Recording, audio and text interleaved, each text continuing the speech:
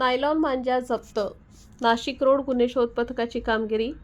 बंदी असलेल्या जीवघेण्या नायलॉन मांजा विक्री करणाऱ्या इसमांवर नाशिक रोड पोलीस स्टेशनचे गुन्हे शोध पथकाने धडक कारवाई केली आहे.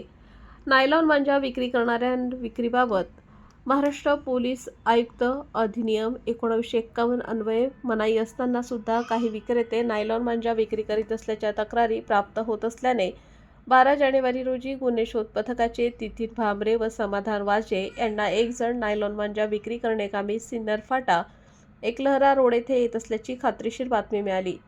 गुन्हे शोध पथकाने एकलहरा रोडकडे जाणाऱ्या रोडवर स्वागत लॉन्स येथे एक संशयित हालचाली करत असताना दिसून आला.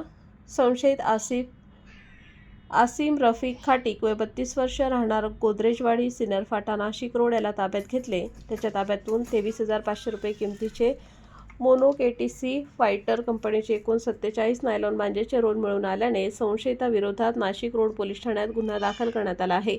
गुन्ह्याचा पुढील तपास विजय टेमगर हे करीत आहेत. सदरची उल्लेखनीय कामगिरी पोलीस आयुक्त संदीप कर्णिक, पोलीस उपायुक्त किशोर काळे, सहाय्यक पोलीस आयुक्त संगीता निकम यांच्या मार्गदर्शनाखाली नाशिक रोड पोलीस ठाण्याचे वरिष्ठ पोलीस निरीक्षक जितेंद्र सपकाळे, पोलीस निरीक्षक बडेसाहेब नाईकवाडे तसेच गुन्हे शोध पथकाचे सहाय्यक पोलीस निरीक्षक प्रवीण सूर्यवंशी, विजय टेमकर, नितीन भांबरे, विशाल कुवर, नाना पानसरे, अजय देशमुख, समाधान वाजे यांनी यशस्वीरित्या पार पाडली आहे.